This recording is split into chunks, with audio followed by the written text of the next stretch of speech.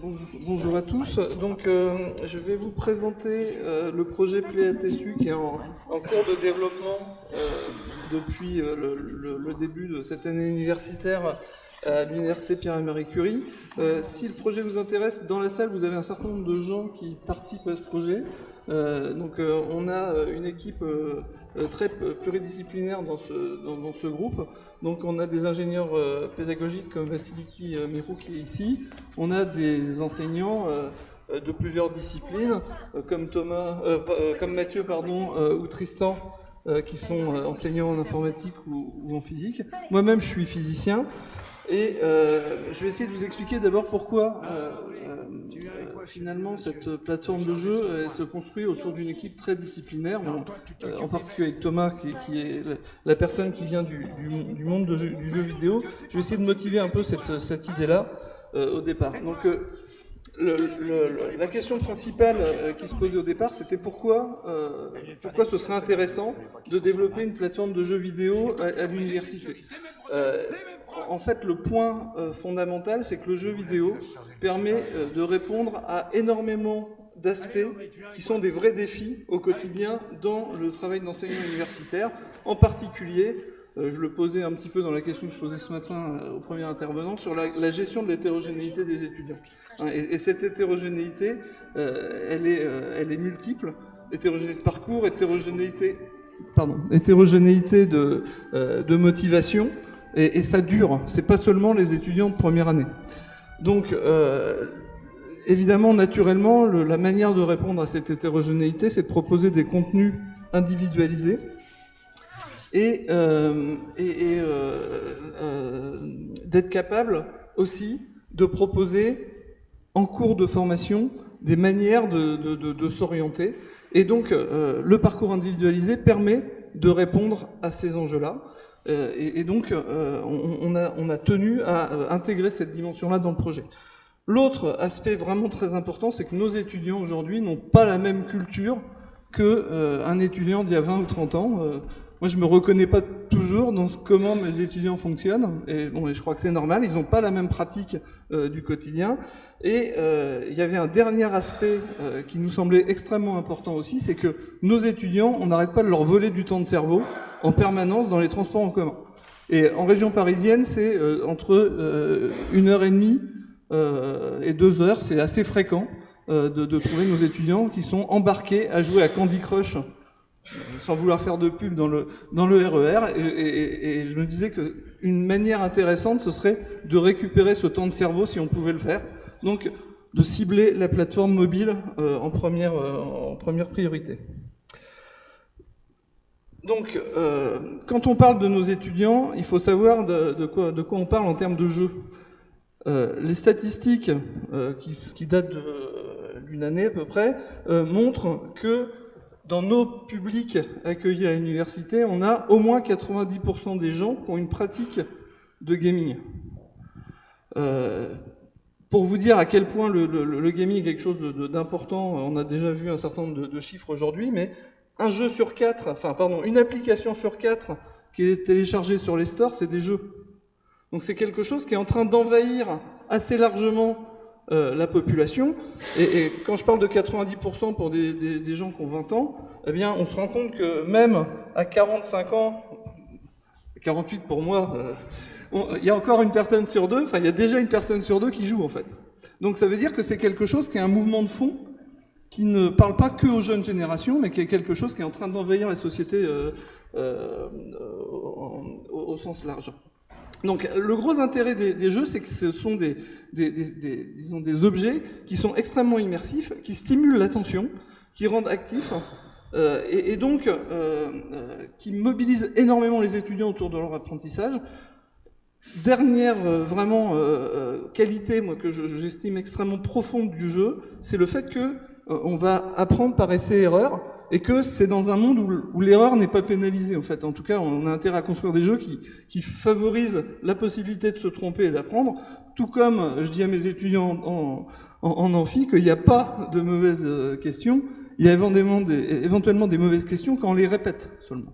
Mais la première fois, souvent quand vous avez un étudiant qui vous pose une question qui a l'air vraiment idiote, c'est que dans son esprit, il est en train d'avoir une mauvaise représentation. Et ça, c'est l'autre chose aussi qui m'a intéressé dans le développement de ce projet, c'est comment on fait pour agir sur les représentations qu'ont les étudiants dans leur tête d'un certain nombre de phénomènes. Venant de la physique et des sciences dures, nous on est habitués à concevoir les choses en se disant qu'on ne comprend le monde qu'au travers des représentations qu'on s'en construit. Et un des problèmes qu'on a face aux étudiants qu'on rencontre, c'est que certains ont des misconceptions, et éventuellement certains n'ont aucune conception de certains phénomènes. Et donc le développement du sens physique, c'est quelque chose qu'on peut rendre effectif au travers du jeu vidéo, au travers du pouvoir de simulation du jeu vidéo, en les mettant, en les immergeant dans une situation qui éventuellement fera image quand ils vont découvrir à d'autres moments l'aspect, disons, plus théorique associé à cette construction de représentation. Alors, le point, c'est que notre projet, donc c'est un projet qui se développe depuis 1 an, qui est financé sur un appel à projet de l'IDEX de Sorbonne Université, et qui vise essentiellement 3 volets en parallèle, donc des jeux vidéo, des serious games, du gaming. Pour l'éducation, il en existe. Donc on voulait développer quelque chose qui intégrait cette pluralité disons d'un milieu qui est déjà assez riche, en proposant quelque chose qui était une alternative intégrative. Donc l'idée, c'est que on veut développer une plateforme dans laquelle on va développer des jeux et dans lesquels on est capable de proposer des partenariats aux gens pour intégrer leurs jeux. Le deuxième truc, c'est que on voulait rendre les jeux possibles sous un format multijoueur, et on voulait avoir des jeux qui montrent l'intérêt pédagogique pour toutes les disciplines. Donc on a essayé de développer 2 jeux pendant cette année qui répondent à ces 2 objectifs comme démonstrateurs. Et puis en dernier lieu, on veut transformer cette plateforme en une plateforme de recherche. Donc associée au jeu, on veut collecter les données et on veut mener des recherches transdisciplinaires autour des traces de jeu pour essayer de comprendre quelles seront les bonnes approches didactiques, les meilleures mises en scène pédagogiques pour maximiser l'apprentissage auprès des étudiants. Alors, la partie Learning Analytics, elle est extrêmement importante aussi, puisque à l'heure actuelle se développe aussi énormément d'outils d'intelligence artificielle, et on peut imaginer à terme avoir un feedback dans les jeux des découvertes qui auront été faites en utilisant les traces de jeu d'un point de vue de la recherche. Donc ça, c'est le schéma global qu'on va essayer de suivre. Donc pour l'instant, on développe les choses sur smartphone, mais à terme, on devrait proposer l'ensemble des jeux sur un support PC ou tablette, en complément du smartphone. Alors l'équipe, bon, je le disais un peu en introduction, intègre des compétences très très variées. Moi, ça m'a paru essentiel de se baser sur des compétences différentes. Je me suis rendu compte très très vite que moi j'avais 0 compétences en jeux vidéo. Je me suis rendu très très vite compte que l'université avait peu de ces compétences-là. Et donc, à la construction de ce projet, l'idée, ça a été de trouver les bonnes personnes, les bonnes compétences pour regrouper la totalité des compétences minimales dont il y avait besoin pour construire quelque chose qui avait une chance d'aboutir dans ce projet. Et donc, on est arrivé à finalement une liste de noms assez longue et qui intègre aussi bien des professionnels du jeu que des ingénieurs pédagogiques, que des pédagogues, que aussi des spécialistes d'analyse de données et de Learning Analytics. Donc, d'un point de vue structurel, qu'est-ce qu'on propose ? On propose aux gens qui développent à l'heure actuelle dans Unity d'accéder au travers d'interfaces, donc des API, à plusieurs fonctionnalités de la plateforme, la possibilité de récupérer l'information sur le cursus des joueurs, parce que si vous voulez faire des choses qui analysent ce qui se passe dans le jeu d'un joueur, dans la phase de jeu, vous avez aussi besoin de savoir qui c'est. Et donc, récupérer ces informations-là, savoir à quel joueur vous avez affaire, lui proposer un contenu individualisé, ça suppose récupérer des informations.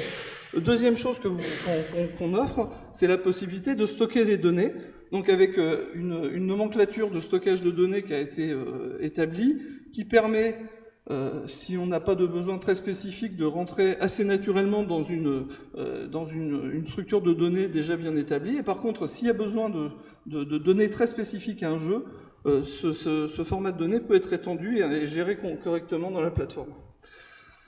En dernier lieu, on a donc la partie Learning Analytics où on voudrait être en capacité, enfin, on va anonymiser les données et les mettre à disposition de la communauté des chercheurs en intelligence artificielle et en Learning Analytics.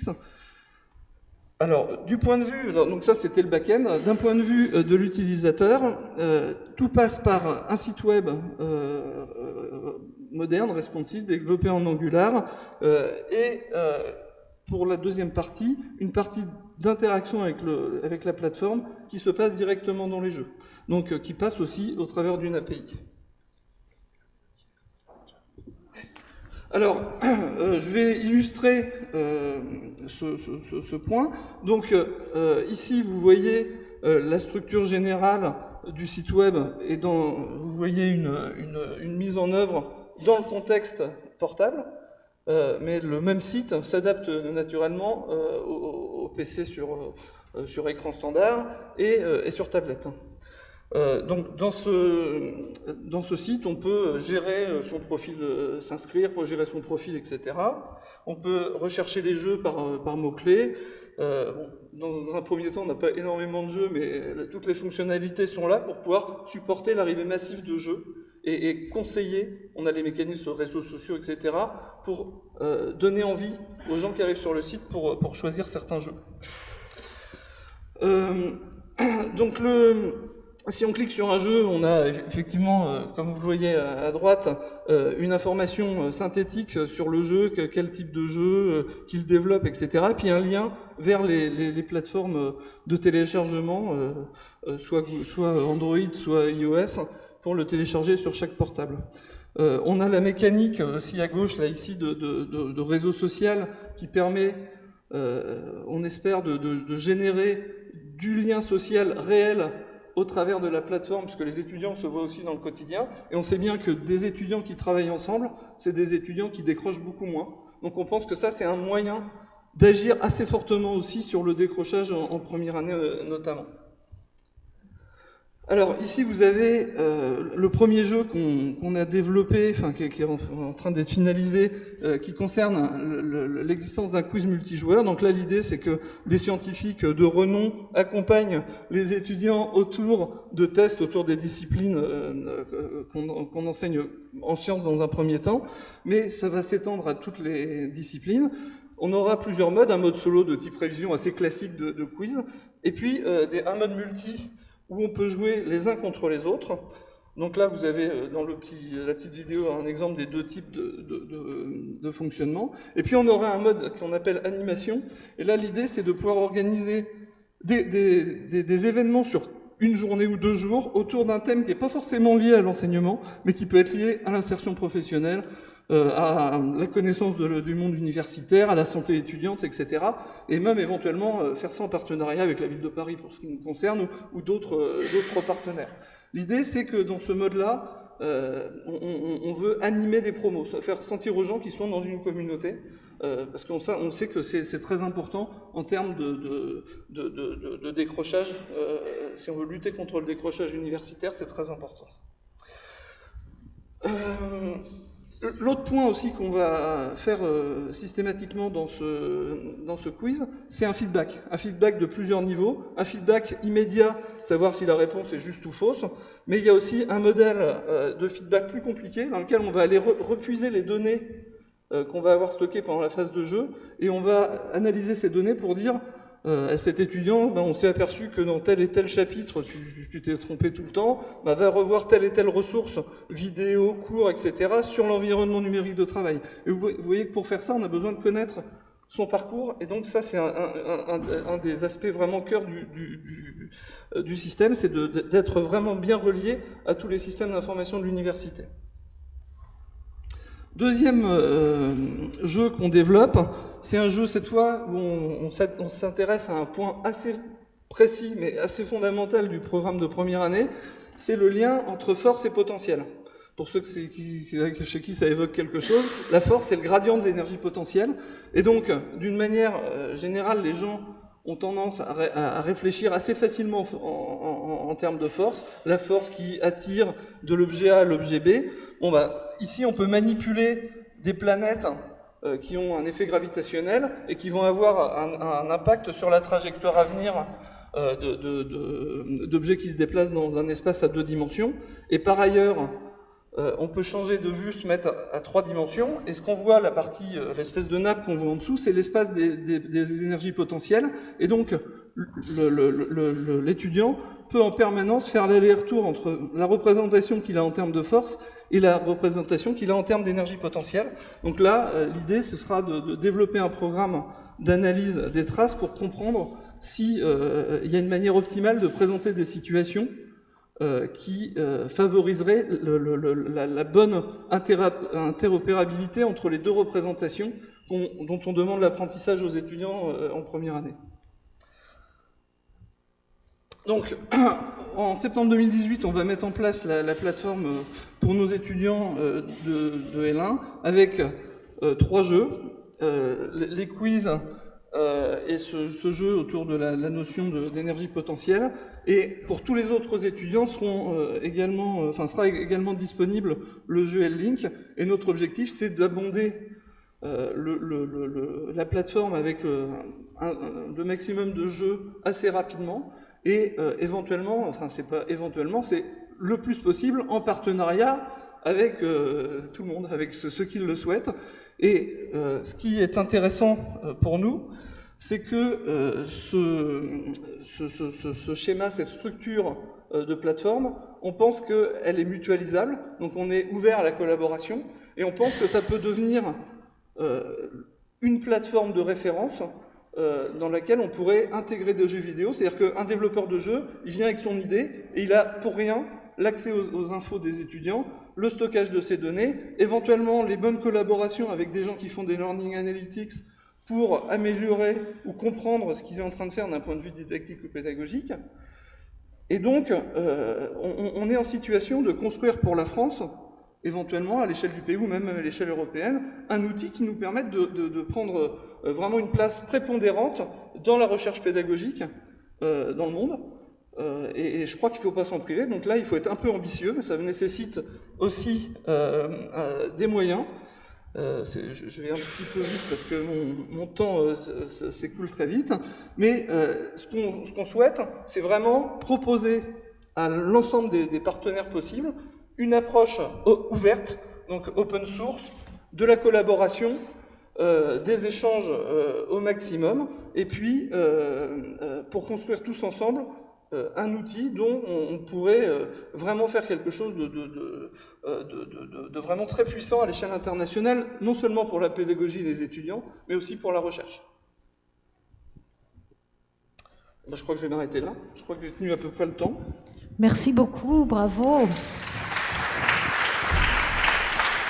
Alors, toujours rapidement, désolé, une question ? Merci beaucoup pour ce projet que je trouve magnifique et super intéressant. La question que je me posais, c'est on a tout un pan de jeux flash qui existent et qui vont disparaître du paysage d'ici 2020. Est-ce que dans le projet que vous mettez en œuvre, il y aurait possibilité de récupérer ces jeux flash dont beaucoup sont des serious games, enfin il y a des serious games dans le lot, et ils vont partir aux oubliettes si rien n'est fait pour les sauver? Alors, je pense que une manière de répondre concrètement à cette question-là, c'est de regarder la structure ici. Parce que quand j'ai parlé d'API, pour l'instant, les API, en fait, c'est des connexions, des bibliothèques qui vont connecter notre système back-end de gestion de données, de gestion des profils, etc., à un langage, enfin une bibliothèque pour un langage donné ou un environnement de programmation donné. Pour l'instant, on a choisi de développer en Unity et on développe ces API en Unity, mais dans le cadre collaboratif, on a zéro problème. à expliquer tout ce qu'il y a derrière ces trucs-là pour développer des API qui seraient appelables en JavaScript, je sais pas, enfin dans n'importe quel type de langage. Nous, notre objectif, c'est qu'on a fait des choix qui nous permettent d'avoir une certaine cohérence par rapport à du développement de jeux aujourd'hui dans un environnement professionnel de jeu, mais la plateforme est complètement modulable pour accepter des choses plus anciennes, développer les API, les dupliquer dans d'autres types d'environnements ne pose aucun problème de principe. Et ça a été conçu comme ça, justement.